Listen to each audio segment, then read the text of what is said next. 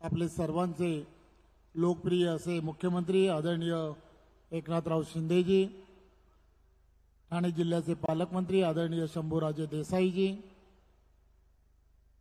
या कल्याण लोकसभा मतदारसंघाचे लोकप्रिय असे खासदार आदरणीय डॉक्टर श्रीकांत शिंदेजी, आदरणीय किसन कथोरेजी, या मतदारसंघातील आमदार आदरणीय राजू पाटीलजी, सन्माननीय संजय केकरजी, व्यासपीठावर उपस्थित या जिल्ह्याचे कलेक्टर आदरणीय शिंगारे साहेब, सन्माननीय MMRDचे आयुक्त आदरणीय संजय मुखर्जीजी, सन्माननीय व्यासपीठावरील सर्व मान्यवर, माझ्या समोर उपस्थित पत्रकार आणि मोठ्या संख्येने उपस्थित ठाणे जिल्ह्यातील सर्व नागरिक बंधू भगिनी, खरं तर आपणा सर्वांना माहीत आहे की आदरणीय पंतप्रधान नरेंद्र मोदींच्या नेतृत्वामध्ये संपूर्ण देशभरामध्ये एक वेगळ्या पद्धतीचं वातावरण 2014 पासून सुरू आहे।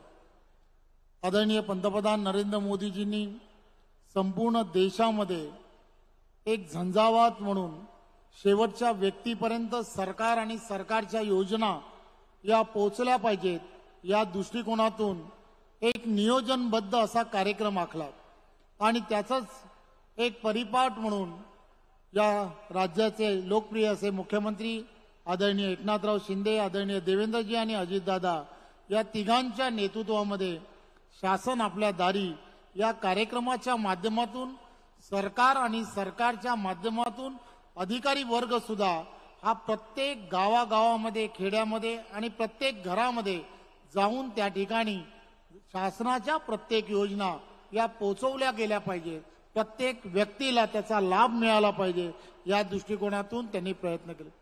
खरं तर सर्व अधिकारी वर्गांचं मी मनपूर्वक कौतुक करतो आणि अभिनंदनही करतो की बरेच वर्ष कुठेतरी या सगळ्या गोष्टी करणं हे क्रमप्राप्त होतं। सरकार आणि सरकारची असणारी भूमिका जी आहे ती सामान्य माणसांपर्यंत पोहोचवणं हे अत्यंत गरजेचं होतं आणि टाइम बाउंड पिरियडमध्ये पोहोचवणं अत्यंत गरजेचं होतं। मला आठवतं की आपल्याला सर्वांना माहीत आहे की तत्कालीन त्यावेळेच्या पंतप्रधान इंदिरा गांधीजी यांनी असं ठरवलं की देशामध्ये बँकांचं राष्ट्रीयकरण करावं, बँकांचं राष्ट्रीयकरण करावं अशी भूमिका त्यांनी घेतली। भूमिका अतिशय चांगली होती, परंतु देशामधील असणाऱ्या गरिबापर्यंत हा विषय पोहोचला का, तर तो पोहोचला नाही। आदरणीय देशाचे पंतप्रधान नरेंद्र मोदीजींनी खऱ्या अर्थाने जनधन योजनेच्या माध्यमातून प्रत्येक गरिबाचं बँकांमध्ये अकाउंट असावं या पद्धतीचा निर्णय घेतला।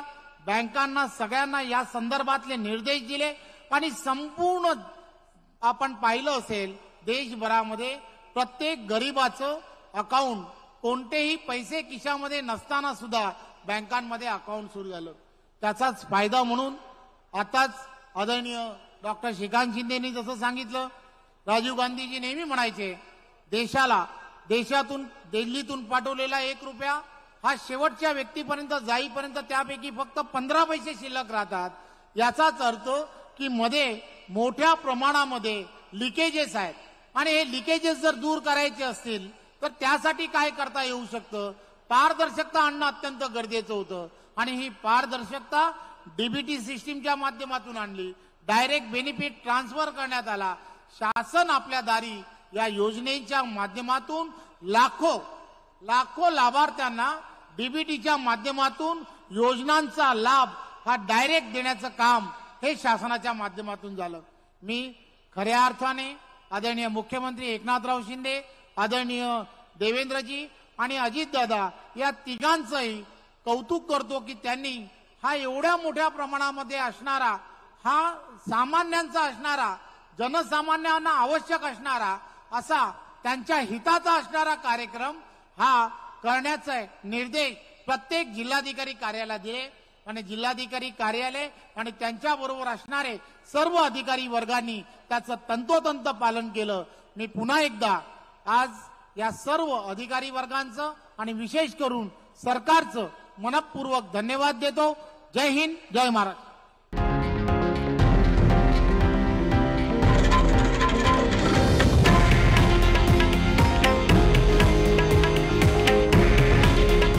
हे आहे देशातील नंबर 1 न्यूज नेटवर्क आणि आपण पाहत आहात TV9 मराठी.